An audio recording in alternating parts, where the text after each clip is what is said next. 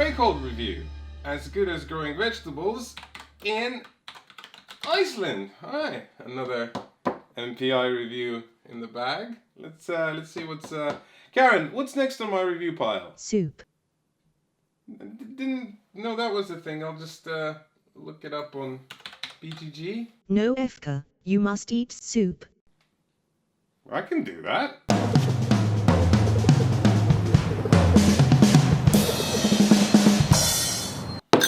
Soup is so good. Karen, what is next on my... Soup. Sure, I'll have more soup.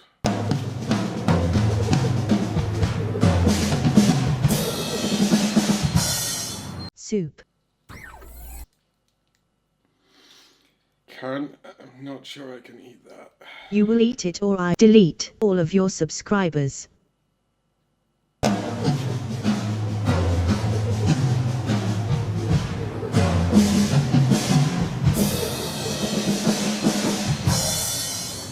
You think I can eat any more soup?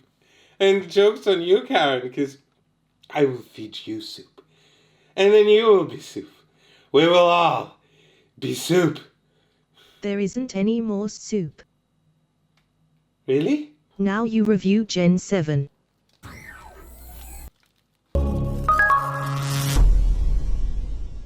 You might have not heard of Gen 7 before, but if you've been around board games even for just a little smidge, then Dead of Winter, the infamous semi-cooperative zombie romp, will have rung some sort of a bell. So here's a funny thing, Gen 7 right here is the official spiritual follow-up to Dead of Winter, except this time the zombies are on a spaceship, and in that spaceship there are no zombies. Actually, it's just a spaceship. Also, there are no more betrayer mechanisms, the game system is completely different and more co-op oriented. The designer is no longer Isaac Vega or John Gilmore, but Stevie Nicks? Sorry, that is Steve Nicks. And whilst the Crossroads cards are still here, they don't work quite the same. Gen 7, to put it mildly, is nothing like Dead of Winter, so if you were looking for more of the same, you will be sorely disappointed. But if you're in the market for an interesting proposition, then I can take you on a journey. A journey into space. In Gen 7, you'll play a ranking crew member of a generational ship, traveling on a 200+ year journey from our dying Earth to Epsilon Eridani in hopes of colonizing it.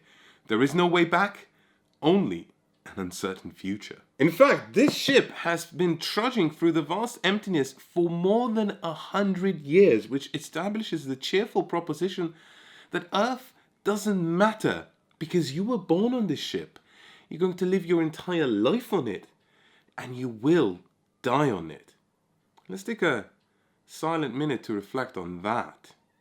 This is YouTube, so the minute's done. One more thing before we peer inside the endless void that is Gen 7. You want to sit down to play this game, nice box fart, you and your friends will sit down to play it 7 times, and I can see how some of you are immediately excited by the proposition of a space campaign game. But to cool your jets just a little bit, let's put you in our shoes. People are the ficklest of mammals. They do weird things like itch in their seat and actually die if they don't look at their phone for a period longer than 2 minutes. Getting the same people to play the same game in 2019 7 times is about as likely as diving into a pool of custard. It's a one-off, so before you commit your and your friend's time and just a little matter of a sum of £90 for this box, you better make sure that this is this year's campaign game that you want to play. So rather than review this game like we normally do, we'll try something a little different. Instead, we'll go through episode by episode, telling you not only how this game works, but crucially, what our impressions were each time we played and how it changes, but most importantly, because this is a game with a narrative, we'll avoid any spoilers, and we'll begin with... Board games are like tractors. You can't just jump into one and drive off. First, you need to learn how it works. Never in my life have I seen a manual where the actual rules to the game start in the very middle of the rulebook. I mean, look, you can see it is the middle because it's got the clips in there, and they are contained on the entirety of a single page spread. Less, because that's the credits right here. If you feel like something is fishy because this box looks like a fully grown baby elephant and wondering what is actually in front of and behind these 2 pages, well, the answer is more rules. Except this booklet will do everything to convince you that that's not the case. The start is a graphically illustrated list of all of the game's elements and setup, and the end is a glossary, but both contain rules that are mentioned nowhere else, making it easy to skip the first time you read it, and the actual rules themselves are too brief, too confusing, and sometimes just plain incorrect. In fact, this rulebook is so bad that normally it would disqualify this game from even being reviewed by us because we couldn't, in good conscience, entice you to spend money on something that will leave you so flustered, especially when the amount of money is £90. But there is a saving grace, and it turns out that Grace's name is actually Rodney Smith from Watch It Played. In fact, Rodney's videos are so excellent that we'd recommend them anyway, and actually so is the work of other tutorial makers like Paul Grogan from Gaming Rules and John from John Gets Games. But in this particular case, Rodney's video isn't just a teaching aid, it is the rulebook. So if you do decide to get this game, make sure that you learn from his tutorial rather than torturing yourself with this medieval incomprehension device. Rocky start, but here's some good news. Boy, did we enjoy our first play of this game. In Gen 7, you'll take on the role of one of the ship's officers, who in turn will be in charge of a barracks specializing in one of the game's 4 divisions: computers, engineering, biochemistry, and robotics. The barracks come with a set of dice, each representing either you or a subordinate that you can send to complete tasks, or, if you've been a good boy or girl, even a robot. Which brings us to the main tension of the game, and possibly one of the coolest ideas in board games. Period. When you start the game, you will open up what is essentially a ring-bound tome of stories, and you will be given a narrative setup, but also you will be presented with a problem with your spaceship. Resolve that problem and you will progress.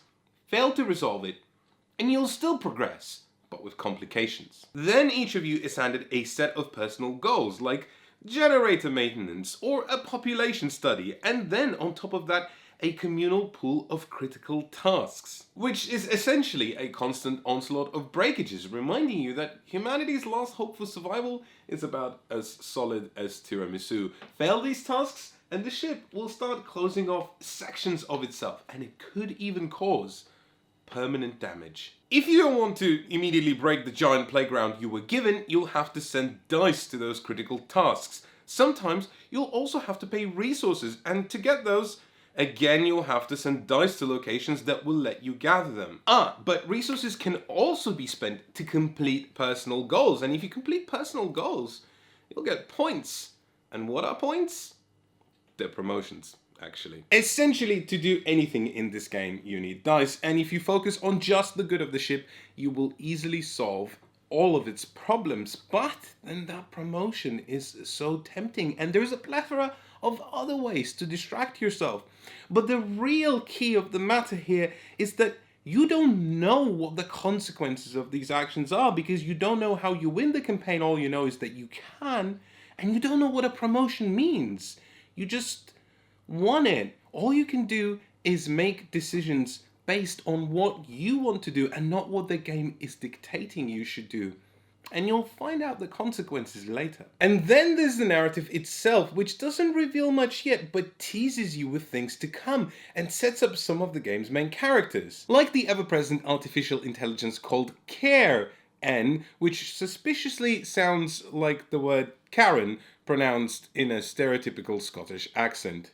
Efka, you are being racist towards the Scots. That's not a thing. It is a thing. I am an AI. I understand things much better than you do. Like what? Like the fact that Keyflower is a really excellent game and your review omitted many. Look at this not at all ominous lady observing multiple monitors. She's either the banker from Deal or No Deal or an evil mastermind. And whilst I'm not taking bets on either, I can tell immediately that things are not as they seem. The opening paragraph of the story immediately sets up the fact that there are no windows on this spaceship, meaning that A, you can't see space, B, you can't see the ship itself, and C, it constantly forces upgrades on you, which is a Microsoft Windows joke.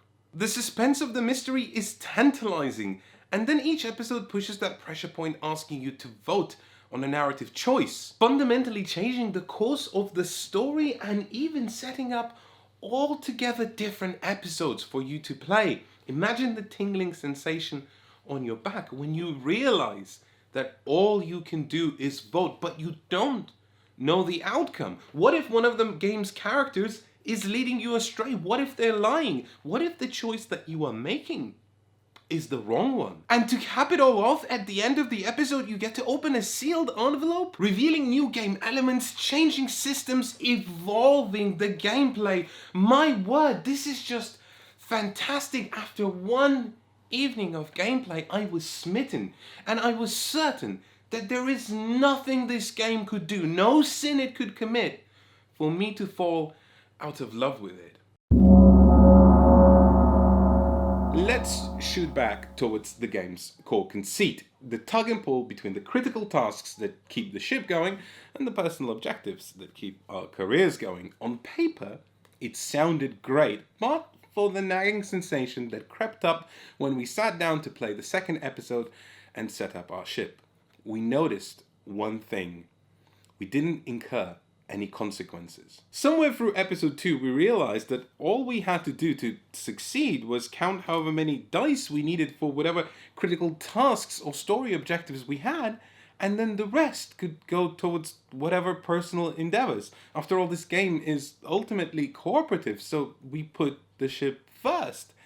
And then it dawned on us, what if the systems in this game are just too easy? What if the consequence of prioritizing critical tasks over personal objectives is nothing? As if hearing our concerns, the game, via instructions to open a sealed envelope, offered the first modification to its systems. I'm not gonna show it, of course, which made the game harder, but in a way that made it less fun. Now, instead of choosing which goals to chase, we could simply break our ship without having any control over it, regardless of which choices we made. My heart sank.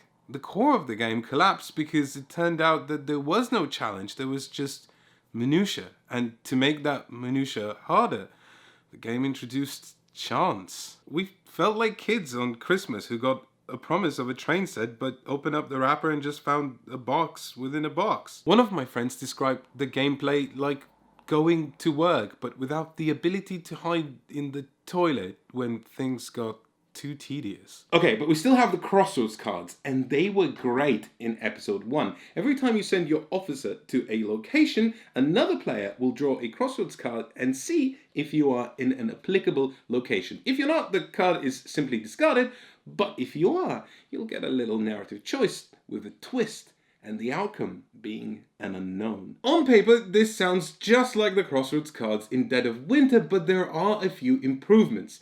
First, because this is a campaign game, every time a card does resolve, it's removed from the game, never to be repeated. Meaning every single time you do get one, it'll be fresh, new, and exciting, and it made our game funny. One of the times we were given the most basic managerial task, and we failed it because it turned out that one of us had a drug addiction.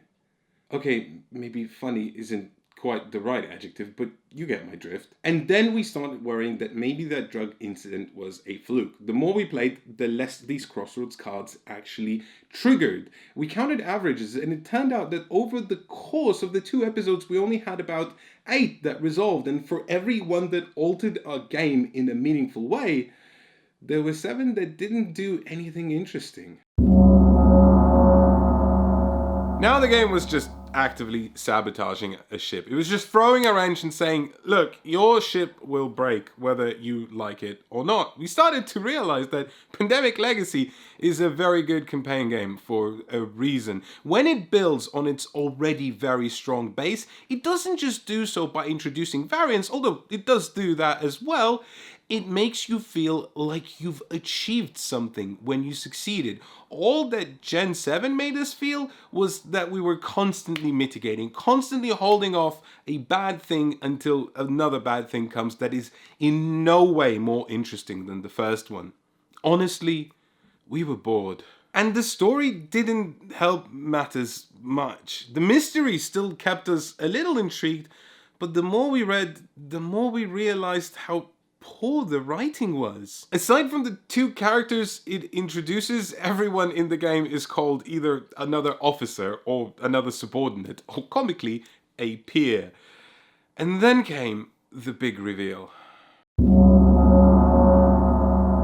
I wish I could tell you that we saw it from a mile away, because the reality was more disappointing than anything we've built up in our heads. The whole premise of being on a generational ship is completely undermined by not really exploring the psychological complications of that setup. Here's a real challenge in designing a campaign game. The plot keeps progressing, but it can't progress at a pace that alters the gameplay too much, because the mechanisms have to keep up with it. Take whatever inside or outside threat to a spaceship that you can imagine in your head, and then juxtapose that to the mundane reality of having to gather data, tools, and chems. And yes, we do get new gameplay elements to represent those threats, but the core has to remain the same, so we're still gathering data, tools, and chems. And I mean, what good is a set of floppy disks when you're trying to fight off Martians with lasers? There are no Martians with lasers, but you get the idea. I won't lie to you, there was no episode 5. I mean, it exists right here in this box, we just couldn't face playing it. Instead, we packed up and read this book to completion, and then we winced, because right at the very end, the designers left a little note saying how much they hoped we enjoyed playing this game, and introduced one final element, one plot twist that made this all replayable and undermined every decision we've made in this game. If my heart broke before, then now it was torn up into little cardboard bits. I understood what happened. The grand vision for Gen 7 isn't that you just play the campaign once, it's that you can keep playing and playing it. But the challenge in designing a campaign game that is replayable is fivefold to the challenge of designing a regular campaign game, which is fivefold the challenge of designing any board game. Here we were, littered with envelopes filled with half-baked ideas that I don't want to criticize anymore. First, I'd be spoiling things. Second, I stopped caring about anything the game had to offer.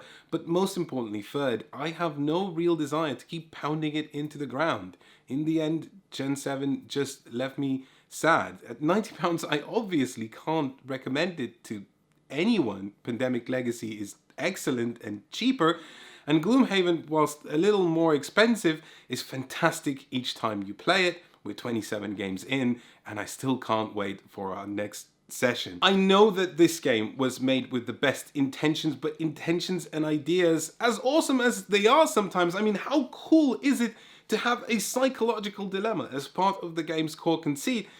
Ideas are easily broken, especially by human beings, and when they break them, things become not so interesting. But the good news is that if you are in the market for a storybook game from Plaid Hat Games, I'm sure everyone at home will be excited, and everyone at Plaid Hat Games will be terrified to hear that our next video is for another storybook game from Plaid Hat Games. But I can promise you that this time the story will be literally and figuratively very different. But to find out what we think about Comanauts, you'll have to wait a little bit.